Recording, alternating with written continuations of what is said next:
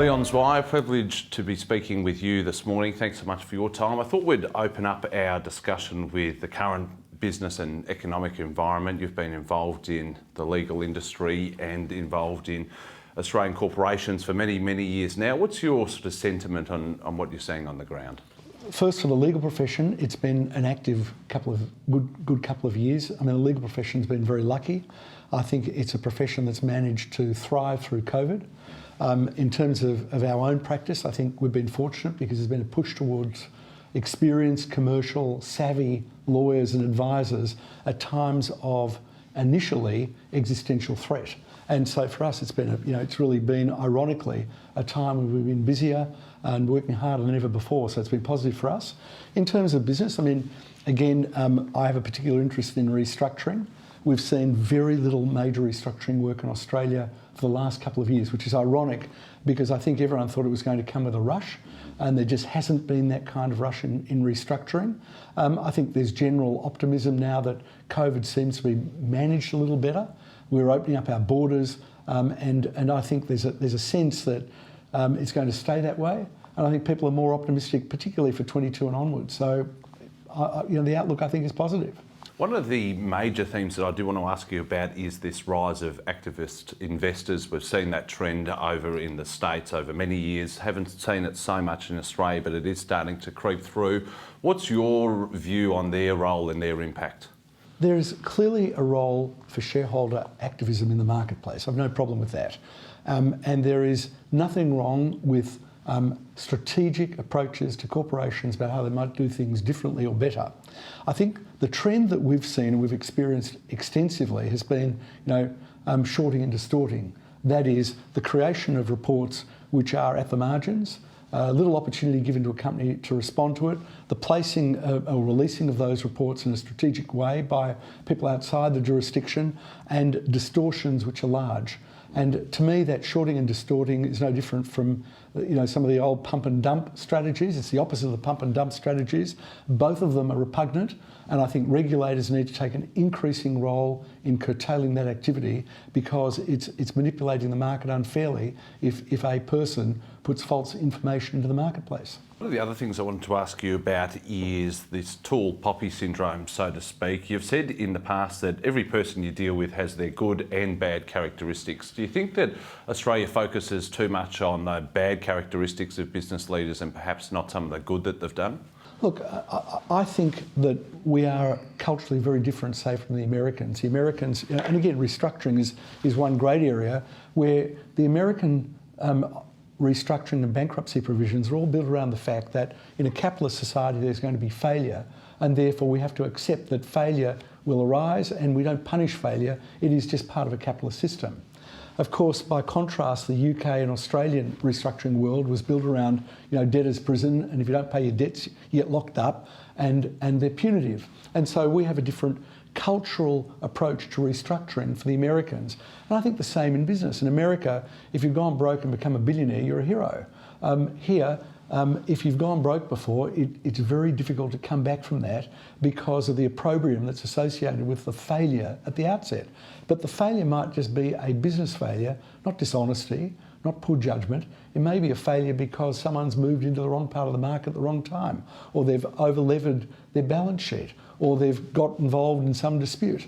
I think in Australia, we tend to cut down our tall poppies. That is, if anyone who is highly successful has a failure, whether it's personal or in business of any kind, it's distorted and exaggerated, and that's just part of our culture. I don't see it changing in the near term, but it's a problem with the culture in Australia. In terms of staff retention or hiring staff, how are you finding that issue at the moment in terms of, there was a report recently that basically said that 5th and 6th year, I think law graduates can go and earn double that in the States if they're working at one of the tier 1 or tier 2 firms. How do you manage that, and how are you finding new staff coming into the business? Look, it is always a challenge because a certain percentage of your brighter staff will want to work overseas. The way we've always managed it is to create the opportunity, and we recognise that not everyone sees coming to Arnold Bloch Leibler as the sole pursuit in their careers. That is, it's a choice that they have, and it's a period of time that they want to be with us.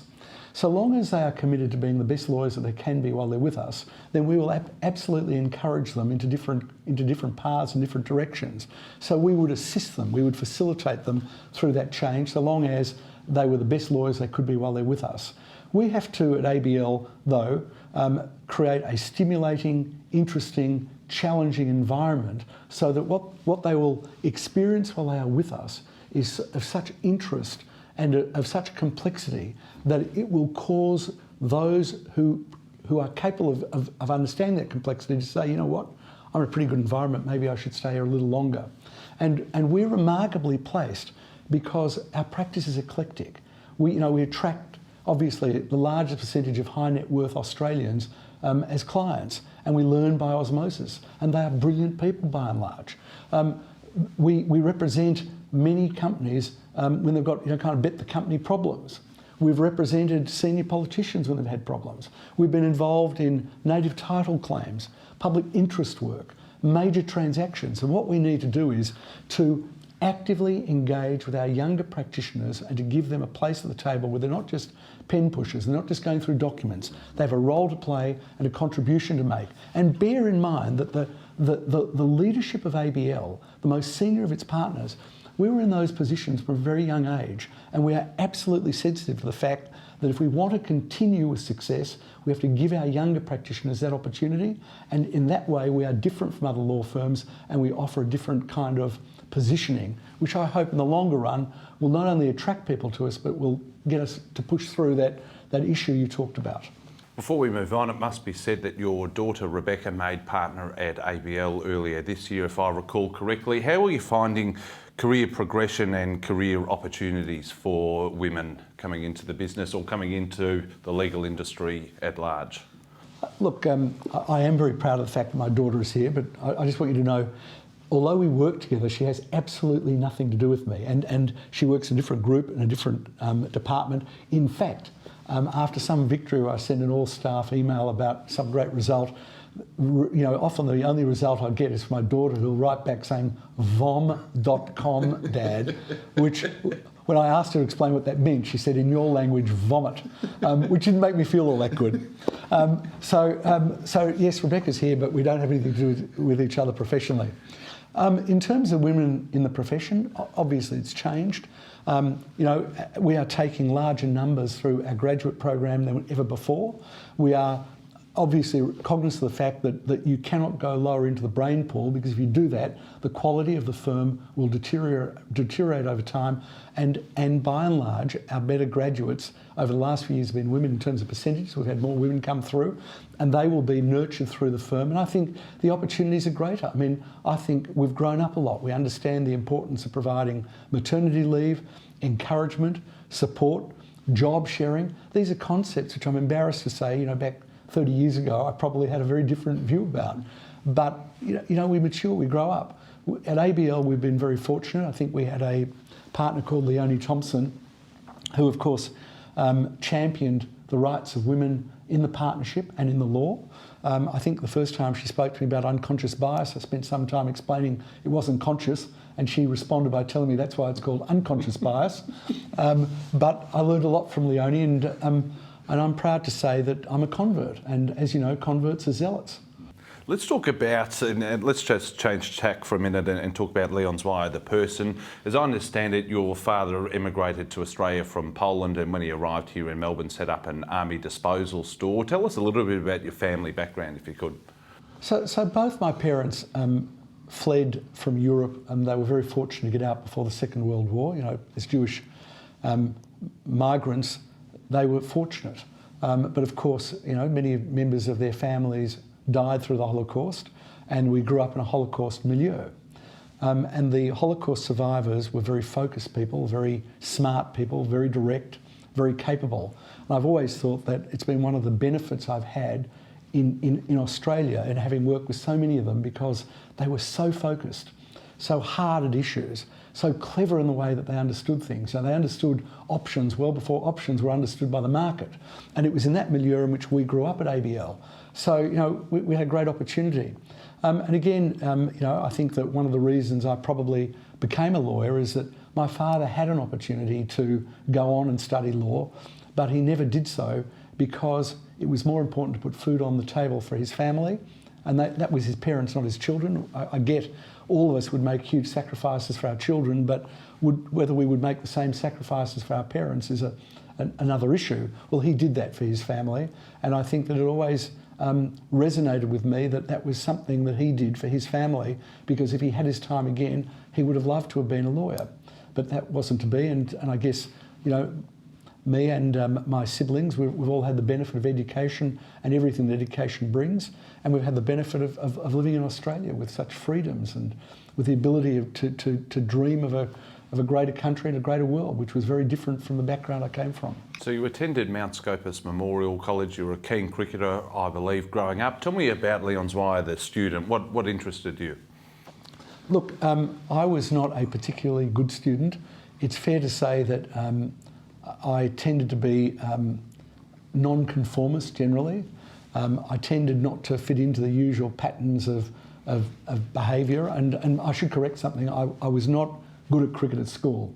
I only discovered cricket in about year 11 and fell in love with the game, but I was hopeless, hopeless. I played for a team called Caulfield Heights. If you know anything about Caulfield, you know it's completely flat. And we picked our batting order with a deck of cards because we were all equally hopeless, but we loved the game and had a great time playing in the YCW lowest division. But we enjoyed it greatly, and I've had a lifelong interest in and passion for cricket from those days. You attended, I think it was Melbourne University, was it, where you studied law and graduated around about 1980. Why the law? What interested you about the law? Look, as I said earlier, I think that I was attracted to the law because of my father's interest in it. I don't really know the answer to it apart from that. I wanted to be a lawyer from when I was about 5 years old, and I never varied. I never changed my mind at all. In fact, I remember apocryphally my grandparents used to tell me that I gave that answer from when I was very, very young. I wanted to be a lawyer. Now, whether it's connected to Perry Mason or some television show, God only knows, but I always wanted to be a lawyer, and I always felt that it was going to be my calling, and I never doubted that I would be a lawyer from a very young age. As I understand it, in the 1980s, the fields of practice that you were involved in and interested in, being insolvency and bankruptcy and liquidation, were sort of seen as the unattractive fields. Nobody really wanted to do that sort of work, yet you were interested in it. Why was that? Look, that observation you make about me and the work in Australia is true of the global markets. So if you speak to the older restructuring guys in London or New York, they'll tell you it's exactly the same. The bigger law firms regarded as sort of undertaker's work. That is, you're picking over the corpse of an entity. I never saw restructuring work that way. I always saw restructuring work as preserving entities, saving companies, saving employment, saving intellectual property. And so I saw this huge opportunity where there was a negativity about it. That is, it was a very, very structured, rigid, conservative part of the profession. But I saw enormous opportunity in it to do good work. And obviously the markets have changed significantly since the 80s. But eventually the market caught up to that kind of thinking. Fast forward to 1991 when you were recruited to ABL by then partner Joe Gersh. And I think you were aged about 33 or 34 at the time. Tell me about what you found when you came to the firm and what made it so successful and attractive to you. Look, I guess the starting point is at Barker Cosling, which is the firm I came from before ABL, I was a lion in the mouse's den. And the way I would describe it is that when I got to ABL, I discovered I was a mouse in a lion's den. And so that fairly describes the kind of impression I had when I arrived. The standard of ABL was significantly higher. The intellect was phenomenal. I used to marvel at the exchanges at the partners meeting. It was a powerful team of star individuals around the partners table, and you needed to be on sure footing when you ventured into an issue or had a view to express, because it was a very willing debate. And I think it was the late Alan Goldberg who said, if you can deal with the ABL partners, your opponents are a breeze. and I absolutely agree with that. But you learn by osmosis. And so, my greatest trepidation before I joined ABL was whether I'd make the standard at ABL. I guess now looking back on it, having been here for 30 years, I suspect I have, but at the time I was fearful I wouldn't, and it was just remarkable how commercially focused they were, how sharp they were.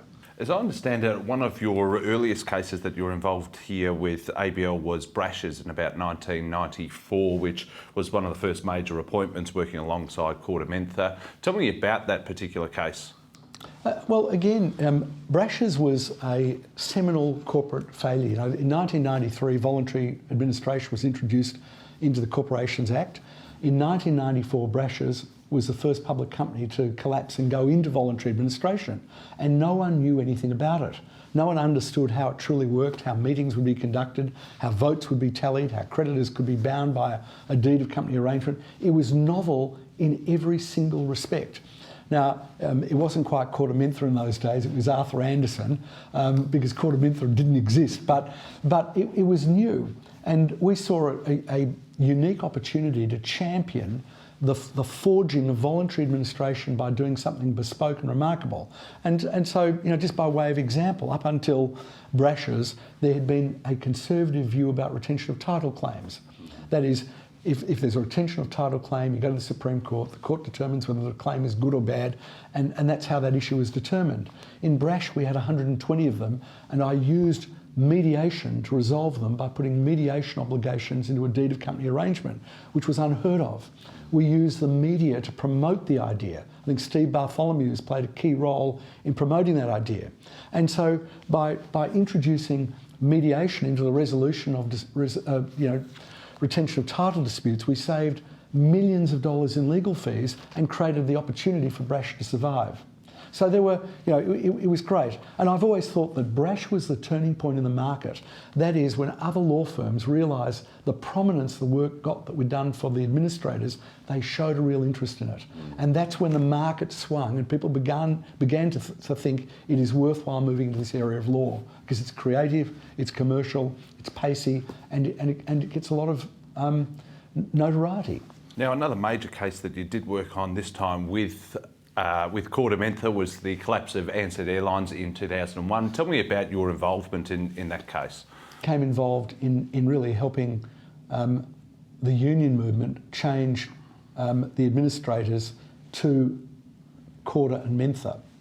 And that was really helping some Labor lawyers who frankly knew nothing about corporate reconstruction in general and voluntary administration in particular, and we helped facilitate the change that brought them in. And then, of course, I too changed from representing them to representing the administrators. Look, it was again another seminal case. It was we didn't realise, but the airline industry attracts such incredible media, such incredible coverage. And Ansep was iconic in the Australian landscape, and the collapse occurred 2 days after 9/11. So the world was in turmoil. And here you've got an airline that collapses. It's been around from inception. You know, at its peak, it had 53% of the Australian aviation market, and it's collapsed. People were trapped on their holidays in September of 2001. It was just such a seminal moment. So, it was another remarkable opportunity to use relatively new provisions to try and save an iconic business. When you look back at that time today, how close was the Testner Consortium to rescuing Ansep? Was the deal ever likely to happen? Look, I think the deal was likely to happen. The real problem with the deal was complexity. That is, when you've got leased aircraft assets and you've got leased engines and you've got leased terminals and you've got a moving workforce, it was complicated and it required a high degree of risk for a purchaser to take. And in relation to a process that was not well and fully understood. And I think with the benefit of hindsight, looking back on it, it was too early in the cycle. I think that part of the reason that I think Virgin went through with very similar kinds of risk is people understood the risks better, the market was different, the market was more sophisticated, and certainly the purchaser was a very sophisticated player and distressed. You know, Solly Lew and Lindsay Fox were not distressed traders. They understood an opportunity and they understood the value of the infrastructure assets. I mean, frankly, had they bought it, I'm sure they would have been very successful because, they would have acquired the Sydney Airport Terminal, which is a major piece of infrastructure. You only need to look at what's occurred in recent times as we're talking to know how valuable that infrastructure was and is. Now, no interview with yourself would be complete, of course, without exploring the infamous Richard Pratt v ACCC case in 2007. Tell me about the case and your argument as the defence. Look, to me, the case was always one, that breaks into two discrete cases, actually. The first is a cartel proceeding that was brought against Visy. It was resolved on terms and it was settled. And, without commenting on the good or the bad about it, it was settled and a significant penalty was paid, and that was the end of it. What occurred subsequently, of course, was the ACCC then elected to prosecute Richard Pratt for lying in relation to evidence he'd given, which to this day I don't think Richard lied about. I think that he answered a question truthfully. But to sue someone for falsely denying, which is their case, the commission of a wrong is just horrendous. It'd be like saying to someone, and I'm only using this as an example, who's picked up for speeding, and he says, all right, I deny I was speeding. I've never met anyone that ever says they were speeding when a cop says, were you speeding? To then give them a ticket and say, now we're going to charge you for lying to a policeman when you denied that you were speeding after you've agreed to pay the fine. And so it's wrong at its core. It's wrong at its core. And worse than that, and using the speeding ticket example, when the person who gets a speeding ticket says, is that it? If I pay the ticket, it's all done, it's all over. And the cop says, well, of course it is. He's actually made a little note to himself saying, now I'm going to get him for lying as well. And he doesn't tell you that when you agree to pay the ticket to bring it to an end. And that's what was so horrendous about that case. And again, the other thing that you need to understand is the sole evidence upon which they relied on to bring the prosecution was Richard's settlement of the cartel proceeding, in which he made admissions solely to get rid of the cartel proceeding with an express agreement that could never be used against him, and they then used it against him. And the case was thrown out not because Richard was unwell. The case was thrown out because the judge said that evidence could not be used against him. Once the evidence couldn't be used against him, there was absolutely no case. It's the equivalency of someone, using my speeding ticket example, someone saying to the court, all that stuff about the cop and the interview and the denial can't be used. Once that happened, of course, there was no case to answer. And Richard was fortunate that he knew in his lifetime, shortly before his death, that this erroneous prosecution had been terminated. And it obviously was emotional, it was highly pressured, but it was very important for Richard, for him to know before he died that this wrongful prosecution was over. And what did it mean for you? Most of my case is really about money. And so, and money is fungible, money is understandable, money is workable. But this meant a lot because I was acting for a dying man, wrongly prosecuted for a crime he'd not committed, who wanted to know that it was over before his life was over. And so there was a lot of pressure and a lot of emotion. I'm proud of the fact that he was able to have it dealt with and have the court throw out the evidence before he died. In fact, to the credit of the federal court, when I asked him for an indulgence and told them he was so terribly ill, the court bent over backwards to give him that ruling. I didn't know what the outcome would be, of course, when I asked for the indulgence, and he received it. And as soon as he received that ruling that there was no evidence, that's when the prosecution died. Since then, of course, the ACCC, or Graham Samuel's ACCC, spun it that the case was withdrawn because of Richard's ill health. They'd known about his ill health for well over a year. That's just absolute bunkum. As I understand it, that case really fractured parts of the community, with some sides never talking to each other again. I think for the first time since that case, you put out a post earlier last week on LinkedIn about you'd agreed with Graham Samuel for the first time since 2007 about the new appointment for the ACCC chair. But what impact did that have on the community? Obviously, Graham Samuel had a lot of connections in the community. And there was, there was a lot of conjecture about why did this happen, and was it someone trying to prove that they were more holy than the Pope in the way they went about it? But there was just a lot of disappointment. It just shouldn't have happened. It was wrong in principle. I don't think it was anything more than that. And whether it was Graham Samuel or any other regulator, I think there would have been antipathy to any head of the ACCC who had brought a prosecution in those circumstances. I think that Richard always described it as Graham Samuel's ACCC, which highlighted Graham's role in it, of course. But frankly, the antipathy would have been directed to any leader of a regulatory authority that brought about a wrongful prosecution. I won't yet comment about the other prosecutions that we're involved in, because I think they may fall into a similar category, but that's all it is. Just before we move on, what was Richard Pratt like as a person for those of us who didn't have the pleasure of meeting him? Brilliant, theatrical, charming, sharp, difficult, provocative. He was all those things, and he created great spirit when you worked with him. You could never predict where it's going to go on anything, which made it so challenging. I think it was a great privilege working with him, and you only need to look at all of his, or talk to any of his executives to know how much they just were so fond of him. They would have walked on hot coals for him because he was just an inspiring leader, and it was all natural with him. It just came to him so naturally, and he was so entertaining and amusing at the same time.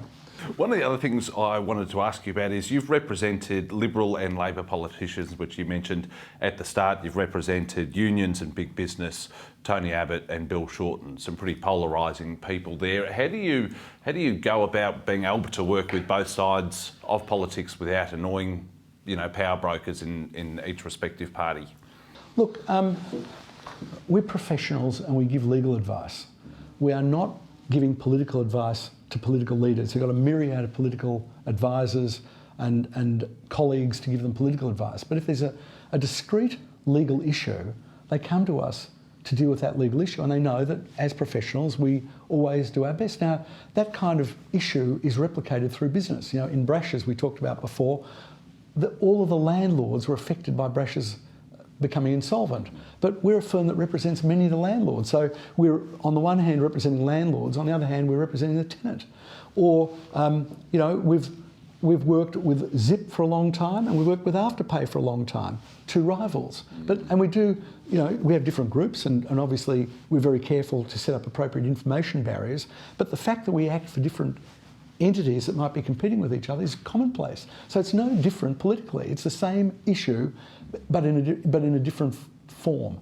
But it arises all the time. If we act for one bank and two banks and they compete with each other, there's no issue about that. So to the world it might seem remarkable because of the politics, but to those who seek legal advice, I don't think they have any difficulty with it. I thought we'd close out our discussion with a few questions, general interest questions. What's your assessment of the legal market here in Australia, particularly with regard to litigation funding and the rise of litigation funders? Look, there's obviously been a massive influx of litigation funders into the marketplace. It's had a profound impact. We've seen a proliferation of many class actions of late. And now we're seeing an attempt to bring about some regulation in relation to it, which is much needed. The difficulty for defendant companies, of course, is it's just a question of working out, frankly, what the potential liability is and then what the prospects are of getting that outcome, and therein creates a problem for the defendants because insurers will always take the view you're better off paying an amount of money that represents a better outcome than a kind of probabilistic analysis of a worst outcome.